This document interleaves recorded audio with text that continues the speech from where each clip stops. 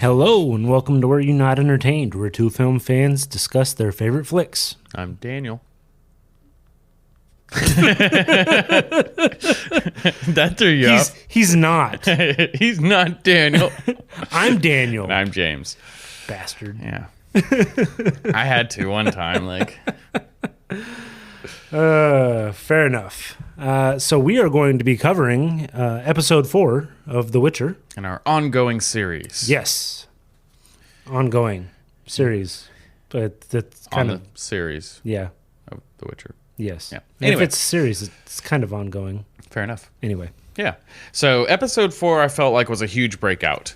Yeah. This was a big difference. This is kind of the thing that I would say revealed the format for the entire season. It feels like it has this kind of Yeah. some game changers. And by the way, we're going to spoil everything. So if you haven't watched it, go check out the episode first. It's what we do. Yeah, a couple big things for me in this one were the fact that we got to take a look at the Dryads for the first time. Yes. Mhm. And, the woodland folks. Indeed, with part of the series story, and then we also got to take a deeper look at the royal court Yeah. and see the way some of the politics works in the world of The Witcher. Yeah. And you get to see Sintra. Mm-hmm. Like when it's not on fire. Right, not being attacked by the Nilfgaardians. Exactly. But the biggest thing about this one is you actually get a reveal that there are two dramatically different timelines. Because up until this point, there was the illusion that the Yennefer storyline and the Geralt storyline were happening simultaneously. Right. Um, That really messed me up, by the way. really? Yeah. I was like, wait, what? I was wondering if they were changing the story up until this, and I was like, oh, okay, no, they're not, because I knew that Yennefer had been a witch for a sorceress for a long time before Right. she ever Yeah. before she ever met Geralt. So you kind of know that that both her and Geralt they're not immortal, but they live forever. Right, both of the processes that turn them into what they are. Geralt becoming a mutant, i.e., a Witcher, and the process of turning into a magic user for Yennefer extends their lives Right. Exactly. dramatically. Yeah. To where they don't really age. Yeah, and I mean they can live to be 100+ years easily. Exactly. So So I kind of had that in mind already. Like I already knew that, but I don't know. It just kind of seemed laid out in the beginning. Like the first 3 episodes, you think everything's kind of happening all at the same time. right. And then at the beginning of this one, she's like, oh, I've been a mage at court for 30 years. And you're like, well, holy shit. Yeah. Last episode, you had just become. Right, big time jump. Yeah. But this is what starts syncing everything up together. And it pays off big. There's some really cool stuff in this one. The story with Yennefer being chased by the assassin. Yes. You get to see the dark side of magic. That insect is a familiar. That is not a creature in this world, if I'm not mistaken.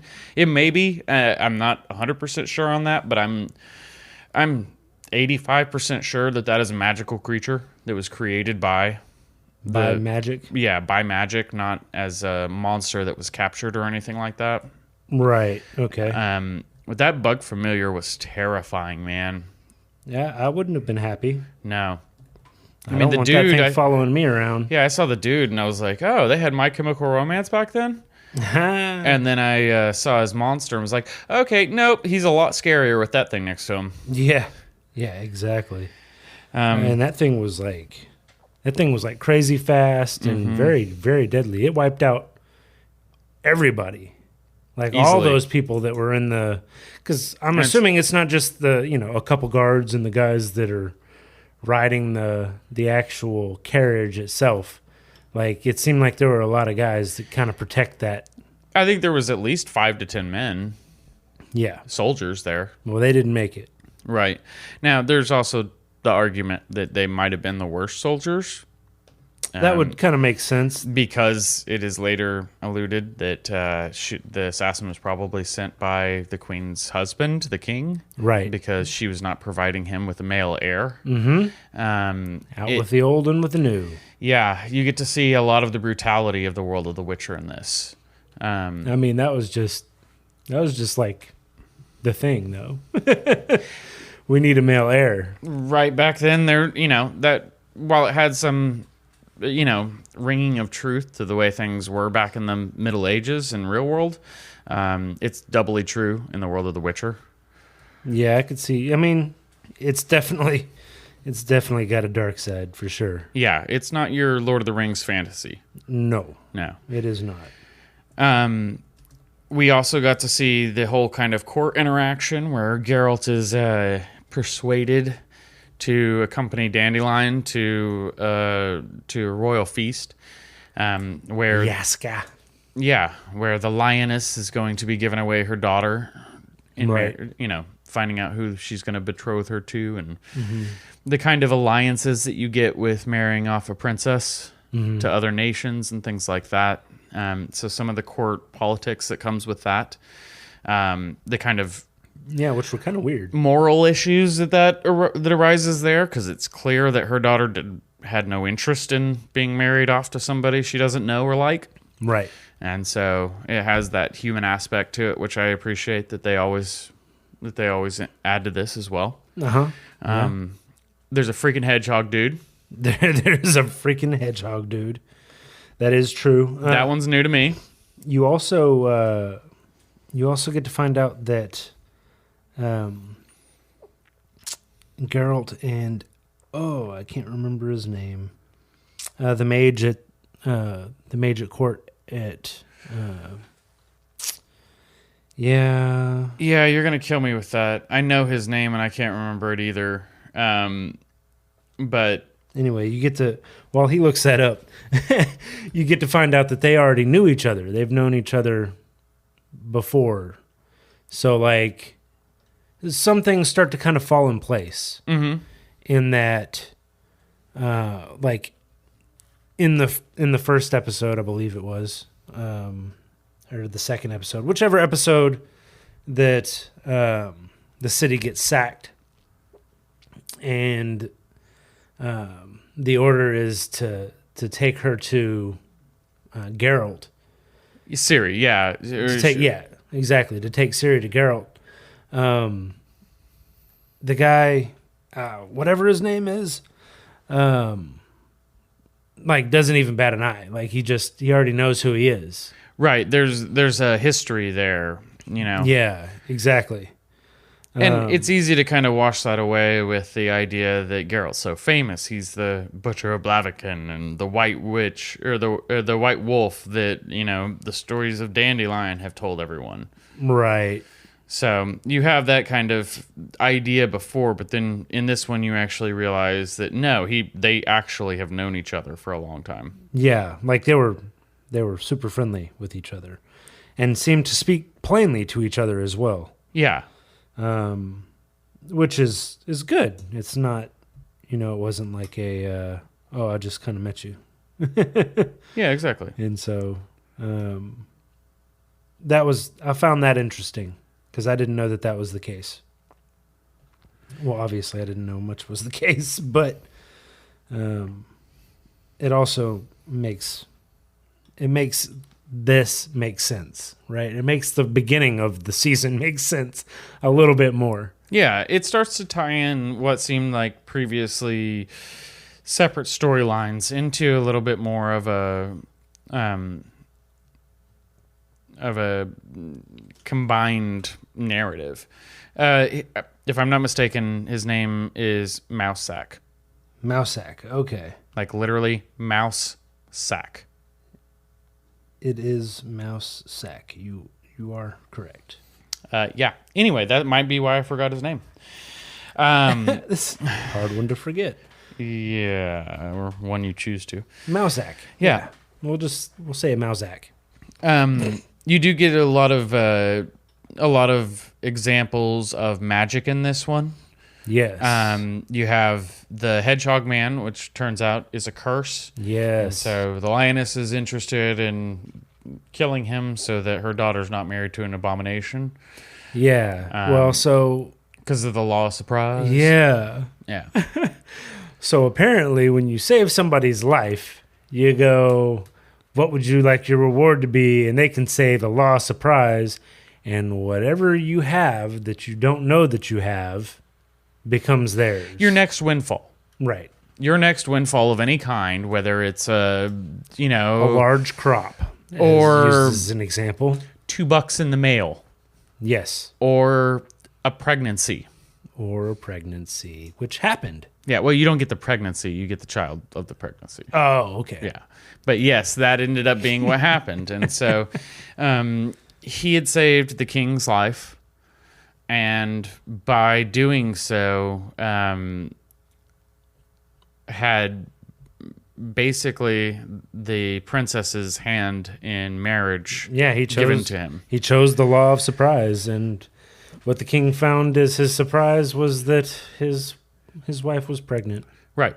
And the law of surprise usually isn't something as dramatic as that. Yeah. And so I It kind could of be anything. I kind of saw it as like it's kind of a gracious way to say you don't need to pay me anything. Right. When somebody's like, you saved my life, I'll give you anything, and you're like, don't worry about it. And they're like, no, I have to repay you. And you're like, fine, law of surprise. You know what I mean? Forever. Yeah, no, it's not. Yeah, this isn't the Count of Monte Cristo. Exactly. I know.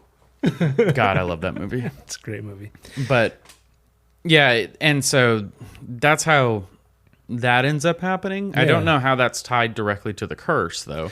Yeah, it's that's not what I was associated. curious about. The only thing I could think of is that it's like true love's kiss kind of garbage. Yeah. But that wouldn't make sense because they've already been humping in the woods from what I can understand. Yeah, it's kind of what it seems like. Yeah, exactly. Well, it is what happens. Definitely seems like. Yeah, because they were talking about like the 12th toll or something like that is what's supposed to break Right. his curse. Like, I don't even know what that means. Right, exactly. Like every night the clock tolls 12. Right. Like, what are you talking about? But He turns from a hedgehog to a human at midnight instead of turning into a pumpkin. right. I mean, that would be better than turning into a pumpkin, especially if you're already a hedgehog. They're all right. Yeah, So absolutely. I take that. But yeah, so there's that. I kind of like the way that it shows a lot of Geralt's personality in this one. Yeah. With his he doesn't give a damn attitude. He'll say anything to anyone. Mm-hmm. He's willing to talk smack to the nobleman. He's willing to talk plainly and honestly to the lioness and tell her no. Yep. When clearly nobody else tells her no. Yeah. Well, and stand up and fight against her guards Yeah. But at to the protect the hedgehog man. But at the same time, he won't, he still has his own limits. He doesn't turn his sword on her. right. You know what I mean? Yeah. And when she screams to stop, he stops. He Yeah. still has like a respect for the crown and things like that, at least to a degree. Right. And so like he has this kind of rogue wanderer kind of attitude. He has a code though. Yeah, but there's a code to it. It's Yeah. he's not just a violent mercenary at the drop of a hat. There's a reason for it. Exactly. Also, the way he kind of feels about destiny. I love the line where he talks about how he thinks destiny is a lie, but a promise is a promise, whether it's for a commoner or for a queen. Right. Things like that. And then, so he ends up, saving the hedgehog's guy's life. They're betrothed together, like destiny and the law of surprise has called for. Yeah. That ends up after a big magic show. Just to skip forward, Learn that she's ends got up some being power. ends up being human, and as a thank you, says, "You saved my life to Geralt. What can I give you?" And he's like, "I don't want anything." She's like, "Fine, the law of surprise." And the queen's like, "No, damn you! We just had this problem." Right. And immediately the princess, yeah, the way it works is so funny because he's like, law of surprise, and the queen's no, you saw what just happened, and he's like, yeah, well, destiny can go and as soon before he can get the words out, the princess throws up and apparently, implied that she's pregnant. You're right. And so that is his windfall. But that actually shows you where the tie. Yeah, exactly. And he's just like, oh, fuck. And that ties into how he is related to Ciri. Right. And so later on in the previous episodes where you saw the fall of the castle, and like you were saying earlier, Mousesack was told to take Ciri to find Geralt. Yeah. This is the reason why. Exactly. Because if they're going down, he has a duty to protect her. Yeah. Geralt doesn't stay in the castle, even though Mousesack was It's like a godparent. like, stay here and, you know, raise her as your own or whatever. And he was like, no, I'm not coming to claim this child. Mm-hmm. Like, that is not what I had in mind when I was like, law of surprise. I'm not going to be like an 85-year-old Witcher coming and claiming a 13-year-old girl for my wife or anything. Right. I may be a mutant, but I'm not a creep. Right. Exactly. And so, yeah, he takes off. He leaves. Mm-hmm. And so she gets raised not knowing that she is bound to Geralt. Yeah, exactly. She basically doesn't even know who Geralt is. Yeah, she doesn't know why she's wandering, well, now in the woods. Right. With the, what are they called? The Dryads? The Dryads. Yeah. Yeah. And so she's like, at this point in time, she's in the woods with the Dryads. I don't know why she walked into the woods, but she walked into the woods. She was called there. Yeah. By the tree. By the tree. Mm-hmm. Okay. Cool. I didn't know it was the tree. Something was calling her. Yeah, I don't know what the tree's name is. It kind of has like a Yggdrasil feel to it. Mm-hmm. The world tree kind of thing. Right. Especially with the sap giving hallucinations and relieving the pain of past memories and stuff like that is what they allude to. Right. And so that was a crazy end of the episode. Yeah. Where there's like that glowing tree and everything. Mm-hmm. Pretty nuts there. Also, a dude ate somebody's skin. The queen's skin. Oh yeah, he did. Yeah, it was dark magic basically. He died. I mean, he died from it. Well, he ate the skin, and then they stabbed him and spilled his guts. Yeah, and did divination. Yeah, used his guts to determine where she was, which is an old practice of using entrails. Usually, it's an animal's entrails that they use to divine the future. I mean, fair enough, but like, how worthless are you to be the guy that has to eat the skin and then get disemboweled? Yeah, I know, to find a princess. Yeah. It sucks for you. Can we just like send 30 dudes? It's not a good job. Yeah, right? That's devotion, man. He didn't blink. He didn't bat an eye. No, he did not. Well, that pretty much covers this episode. There was a lot going on in this one. There was. And so this is a big, I think that the rest of this season is going to hinge a lot on what happened here. Right. So it certainly seems that way. Yeah. It was a good one though, man, and I felt like a lot of the things that were, disparate got tied together here. Mm-hmm. So it was a necessary way to start putting arcs together. Yeah. Exactly. All right. Well, I think that about covers it for episode 4 of The Witcher. Yes, it does. If you like what you heard, like and subscribe, and join us next time on Were You Not Entertained?